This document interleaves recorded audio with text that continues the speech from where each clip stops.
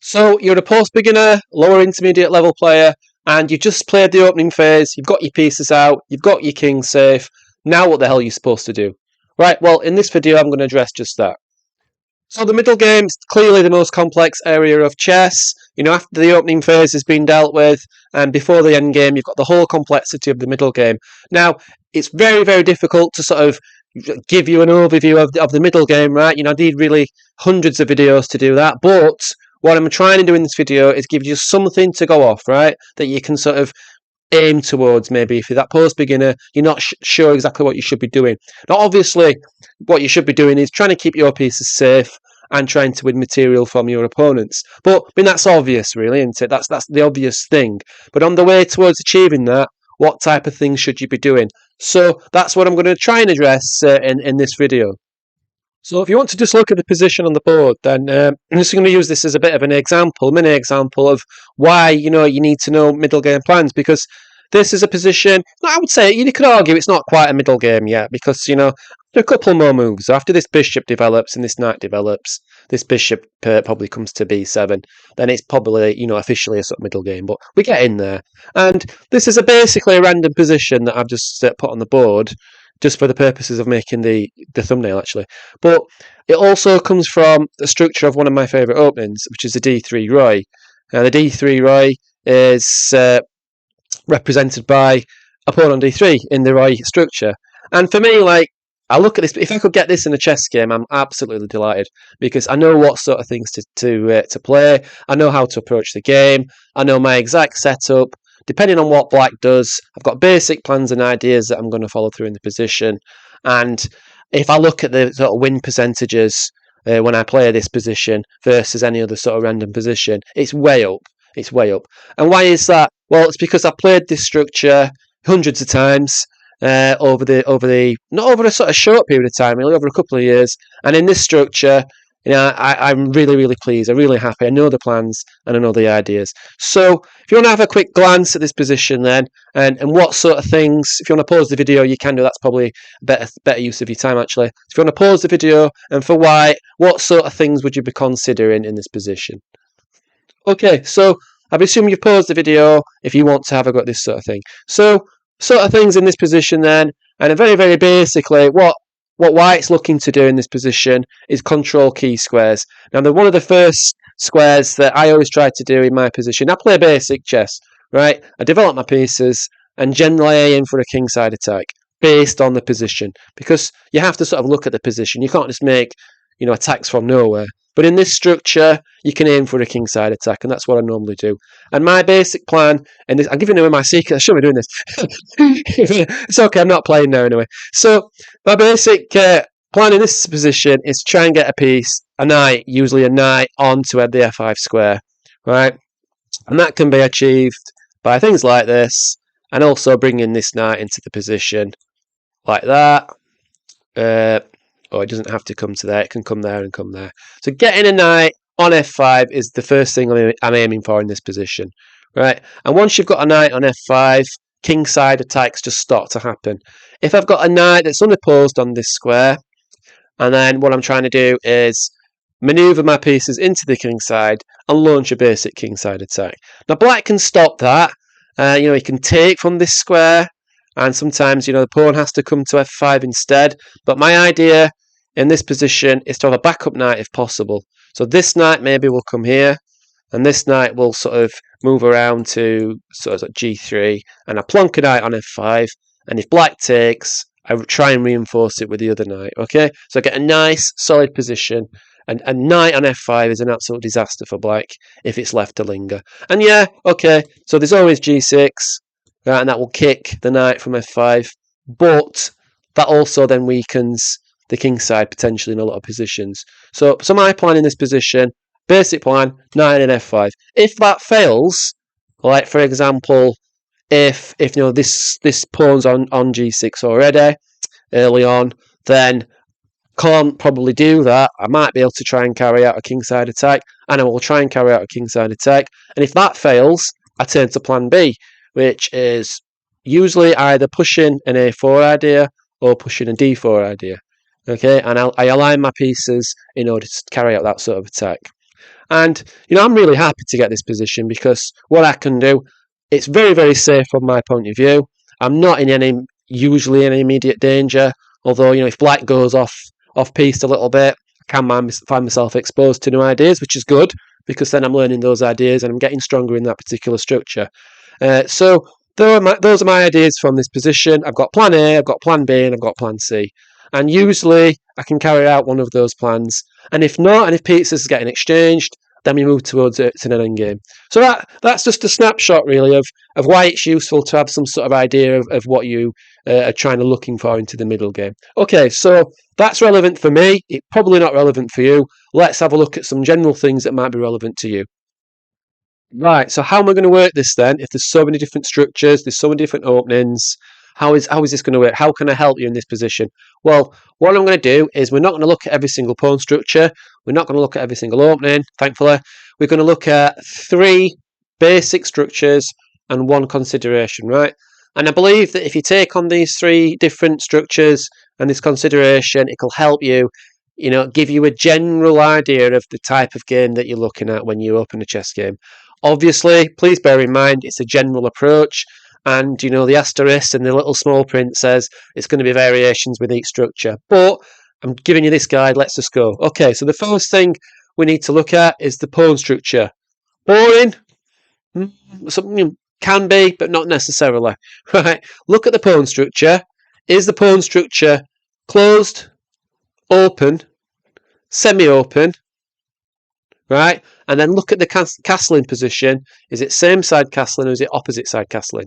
Okay, so that's closed, open, semi-open, and then the castling position. Look at those things, right, and then that'll help you with the sort of a general roadmap in the position. Let me give you an example.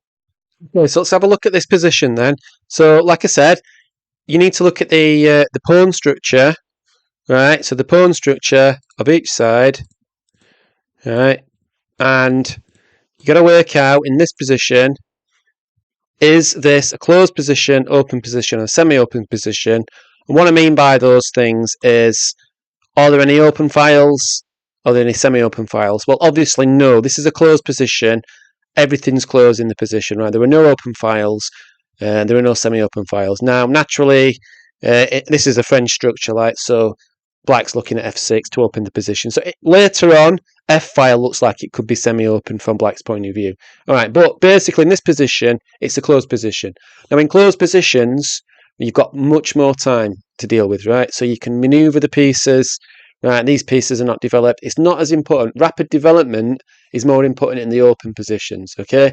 So with closed structures, what you can do is maneuver the pieces, going back to the earlier example, into better positions, and you've got a bit more time because the action's not as frantic.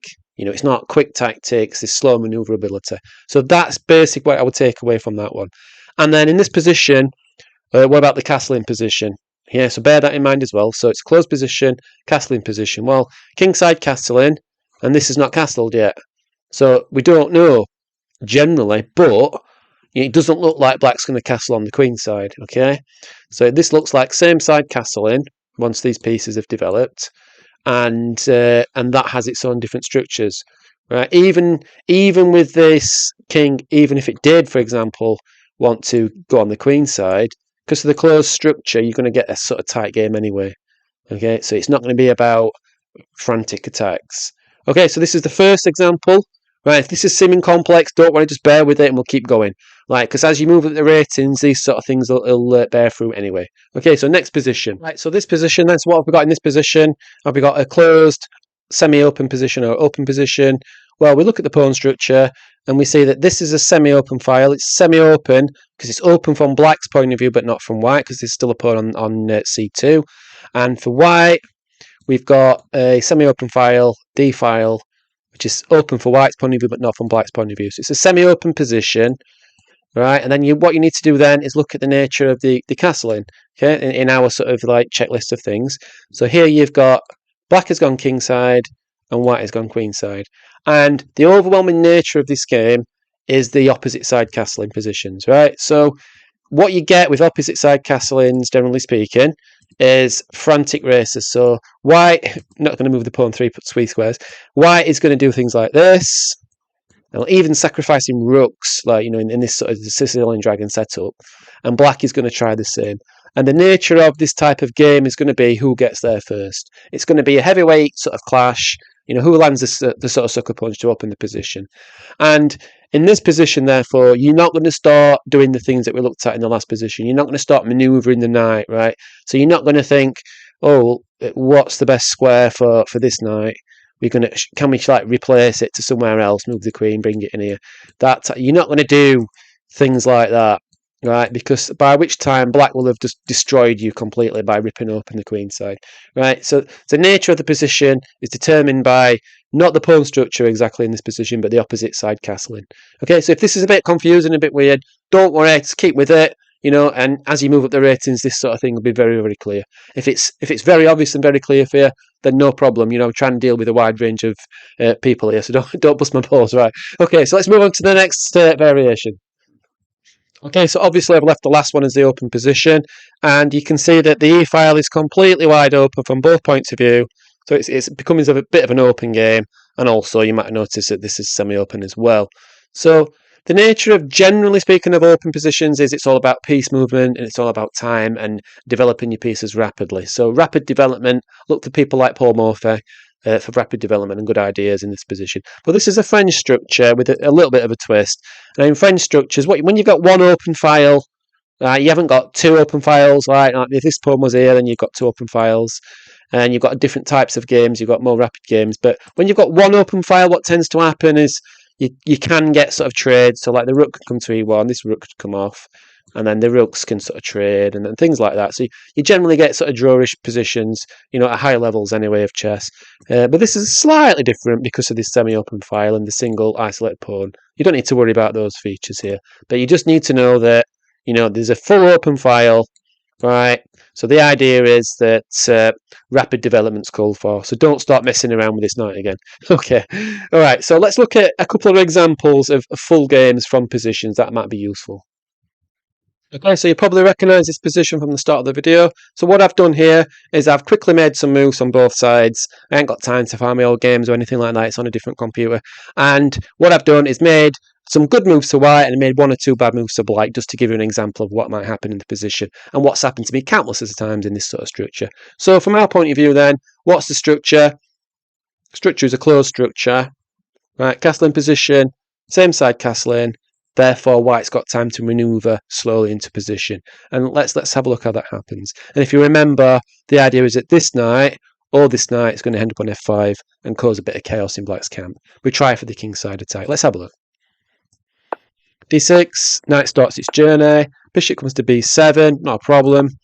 Rook comes to e1 in order to bring the knight to f1, so the knight can carry its journey.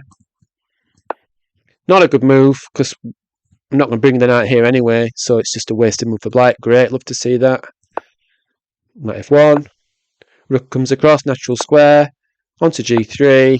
Now this move's a little bit different because I'm not going to immediately start putting the knight on f5, even though I want it on f5, because if I do that, and black take, let's put the position on the board actually.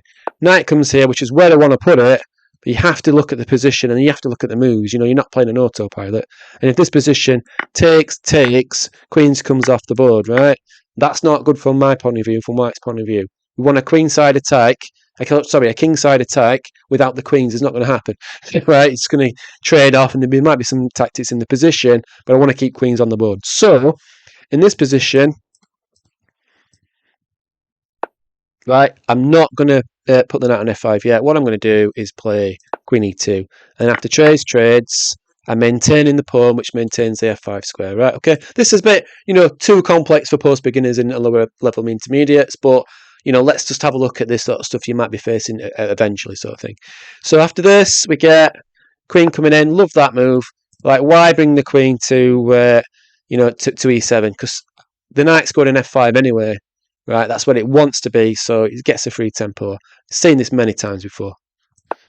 Queen comes across, knight comes across, in anticipation of this knight challenging an f5. Trades. This looks a natural move, right? Not great. Bringing this rook to this file. In normal circumstances, yes, but white's got a tactic in this position. Very common tactic in this type of structure. Can you see it? Pause it if you want. Right. Not this one. Takes. Alright, takes, pawn takes, queen takes, and you're up. And this position's looking poor. And let's just make a random move. This is a random move. This is the better move. But let's just make a random move. This makes it easy. And then bishop takes, hitting the queen. Queen moves, checkmate. That's the sort of thing we're looking at. Nice stuff. Let's look at one more position in a different structure. Okay, so another example, looking at this position. So what have we got? Well, we've got essentially the position that I looked at a little bit earlier with the opposite side castling. Now, I've been a bit lazy in this position. I've just picked out, the first sort of game that sort of brings the themes across, really.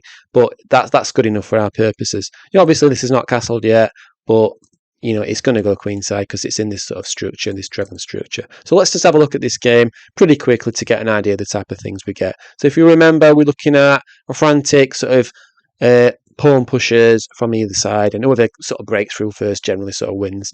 So let's have a look at this one then. You're getting this type of thing. Takes, check. And then this rook sacrifice, which I sort of mentioned earlier, is pretty common idea, a pretty common theme. I think Bobby Fischer sort of has a thing about this one. Sack, mate. He says it's how to win against the position, but that's just, anecdote. Let's have a look. But you get the opposite side castling now. And then you can see that white's already sort of broken through in the position before black, so white's got the advantage in that type of thing. Bringing in another rook. And just racing through the game just to get you a feel. Like, things like this. Rook's under attack, just totally ignore it. Hitting the queen. Yeah, that type of thing, just a general game, but it gives you a feel for the position. Okay, so let's have a look at a brief summary of what we've been talking about, and then you're free to go. So you're in for a mini lecture when you see the big blackboard, but don't worry, I'm not going to be long. One thing to bear in mind before I give you a quick summary is the nature of opening positions and gambits. Obviously, if a side is willing to gambit a pawn, then the nature of that structure is that the side that's taking on the gambit pawn is going to get basically attack against them. If they can withstand that attack, they're going to be a pawn up.